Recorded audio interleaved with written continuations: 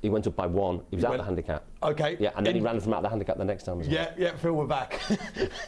These are the kind of conversations we have. It's exciting during the break. Phil going handicapping crazy here. Intrepid punter has set Phil a task. We'll get to that later, Intrepid punter.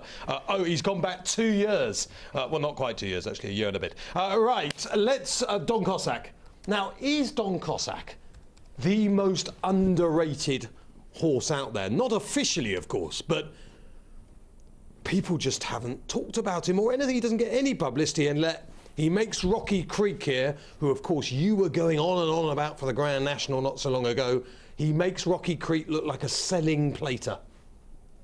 Look at him, cruising all over Rocky Creek. It's one of the favourites for the Beecher this weekend or something. How good is Don Cossack, Phil? Well, he was our top horse last year by £3. We had him on 175 compared with Conegree's 172. And that would have surprised a lot of people. It did. We were sort of to some extent criticised for that. I think it was the right decision. I'm even more confident it's the right decision now. He's won 8 of his last 9 races. I don't think we've seen the end of Don Cossack in terms of his progress. I'm sure he's definitely a potential 180 horse this year. We've got him 166 and 170 in his 2 sort of exercise canters that we've seen so far this season. But he's a worthy favourite for 3-mile chases. The interesting point about him is, will he stay the Gold Cup trip? I've got obviously he's already shown he can stay 3 miles, but the test that the Gold Cup provides is something that will be completely different from anything he's needed to show so far. He's been great on flat tracks. Let's see what he's like over 3 1/4 at Cheltenham. That's a big test and a different test. You've been to Down Royal. I mean, Down Royal has got more hills than Cheltenham. Yes, it has, but he wouldn't be running against quite the quality of horses. You know, I know you talk about Rocky Creek, and he's a very nice horse, but he's not a Coneygree. No. And he's not a Jackadam, and he's not a Road to Riches, and he's not a Smad Place. Well, hold on. Don Cossack went to Punchestown, and he smashed Jack Adams 7 lengths. Yes.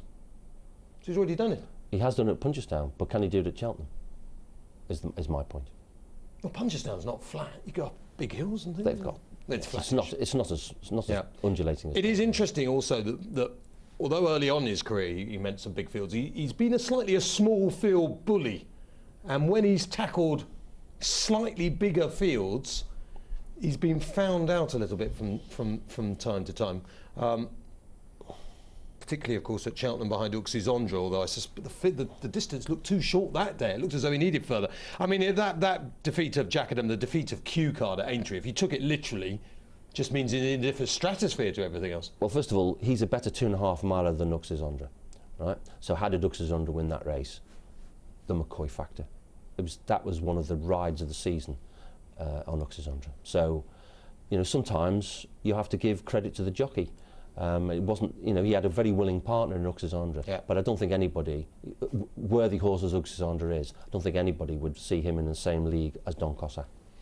Would you be slightly disappointed if Don Cossack won the King George? No, I think that would be great. The question is, by how far is he going to win it, and who's he going to beat? You know, I do believe he's a better than 175 horse. I hope he's a better than 175 horse. If we're going to have this little golden generation that you spoke about earlier, and we'll just have to see what he does at Kempton. The competition looks as if it's going to be tough. The hardest horse for me to weigh up of all of them now is Vautour, after his run against Petit Zig, because it's very easy to diss Petit Zig, but he's got some really good Grade 1 form in his sort of back catalogue. Vautour, for me, absolutely looked like a horse who didn't want to go right-handed at Ascot. Connections all say it's not a problem. What do you make of it? As the handicapper, were you left with a feeling that this could be a better horse going left-handed? He possibly can, but I think I think... What do you mean possibly can? Do you think he will or not? Let's move on to let's just talk about that particular run. The thing about that run was it's his first go of the season, and you forgive any horse on their first run of the season. Trainers, you know, they often don't quite get it right on first run of the season. Just to go back briefly to Smad Place, who we were talking about, Alan King said last year that it was a huge error on his behalf not to give Smad Place a prep run for the Hennessy. So horses do, make significant progress, and if you put the gun to their head on their first run, very often the season's gone, which is what happened with Smad Place last year. So I suspect that Vautour was nothing like as fit as he's going to be for the big tasks ahead. So I'd forgive him that, and let's see what happens next time. It's interesting. I read quite a good blog actually that you did, not only this time around, but you've written a similar type of blog in the past. That these prep runs are absolutely gold dust in many ways. Well, it's very interesting that both the last two Hennessy winners, Smad Place and Many Clouds, both had a prep run in what was actually a 5-runner race, as it turned out. They ran in graduation and intermediate chases, where historically the field sizes are low. Historically, trainers and owners complain that they don't want to run in those races because they're fearful of what we're going to do. But let's just look at those two examples. Smad Place runs in the race at Kempton, and he's the highest rated horse in the race. So what did we do? We left him on his 155. The second horse was Fingal Bay, and we dropped him £2. So the previous year, Many Clouds ran in the race at Carlisle. We put him up £7 because he beat two horses that were higher rated than him. We're very, very cautious about raising placed horses in novice chases, in graduation chases, and in intermediate chases. People say that we do it all the time. The facts are that that is not the case. And really, it's a big, these graduation and intermediate chases are big opportunities for trainers. And there's the figures. So just explain to our viewers, all that will be just a load of figures. What is that telling us? Okay, so far, since I've come back jumping, which is the start of November, I've assessed 10 non-handicaps. All the rest of the races I've assessed have been handicaps. All right? And of the horses that won, I left 6 of them. The reason being, they were the highest rated horse, so I didn't need to do anything to them. 4 horses were raised, a total of £26. So of the 10, only 4 went up, and the average rise was £6.5. The average rise a handicap winner goes up is £8. So this is less than the average. And that's, of course, if you divide it by 10, it's actually only 2.6. Of the horses that finished second, again, there's 10 of them, I left 7 of them. I raised 1 by £2. From 123 to 125, so it hasn't gone out of a band or anything. We'll see what it does next time. And I dropped 2, a total of £6, onto the horses that finished third in these races. I left 6, I didn't raise any. I dropped 4, a total of £19, with a decent average drop.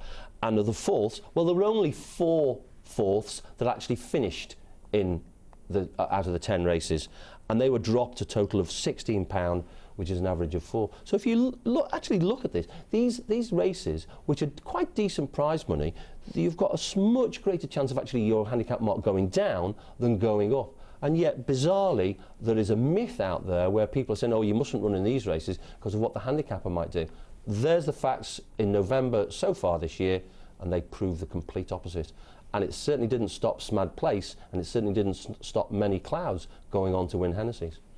It's interesting you say this, because there seem to be so many myths about you lot that you are just the kind of people who sit in darkened rooms trying to stop horses from winning ever again or getting close to winning again. And the facts and figures do rather annoyingly, they do dispel those myths in so many ways. People have all these things about, they never come down quickly, and you've got all the facts that tell us they do. Mm-hmm. I mean, you seem to be much nicer people than the general public probably think. We're not nice, we're fair. Right. Well, you are quite nice, to be fair. Just fair. Well, nice and fair. Fascinating as far as those conditions are concerned, but this prep run thing does seem to be a big thing. As you say, if that was Vautour's prep, then you might have a totally different horse next time. Absolutely. And it is interesting. It's a big ask to go and win a Hennessy first time out. It's a big ask to go and win a Paddy Power first time out. These are our top competitive handicaps of the year, and it's a great feat of training, in my view, to get them to win first time out in a race as competitive as that. Phil, we've got loads of questions, various topics now filtering through. It's been a really good response by our viewers, as always, to the great chief of the BHA. Let's get in I quite like the sliding weight for age scale, because we know that Phil is a man desperate to change the weight for age scale, but is clasped in the grip of the rules worldwide and is very much a lone furrow here. And I'm just trying to get not a lone furrow, Matt. Gary O'Gorman supports it. Right, so he's a two-man band amongst the whole host of people out there. And I'm just trying to find, so apologies, I've lost the one I wanted to find, which is always very annoying when you've got a whole load of tweets in front of you. Let's just go to the Oakbank one first of all, Phil.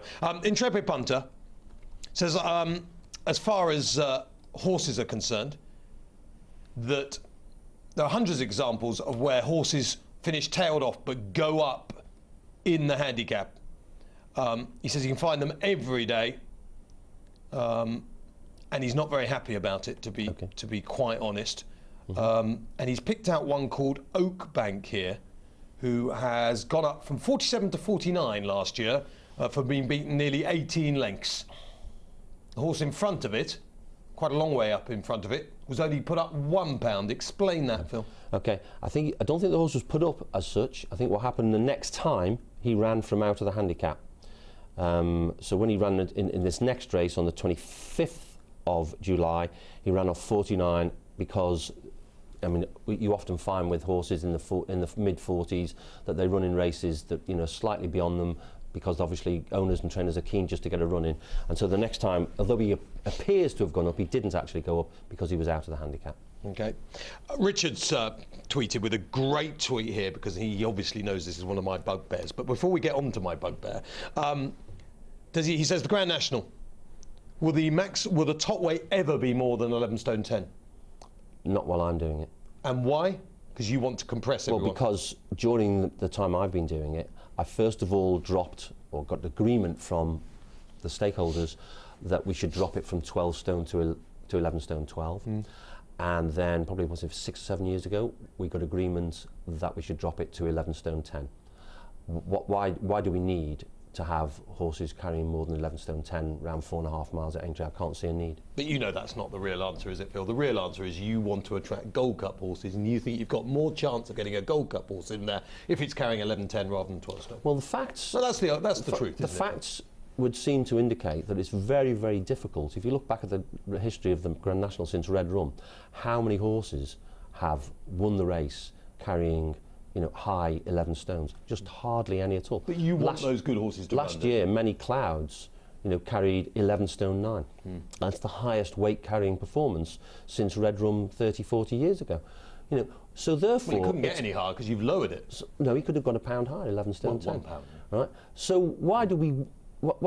if we're trying to get equality amongst the horses, why would we want a horse to carry 11, 11, Tell us 11, why. 12? Tell us why after this.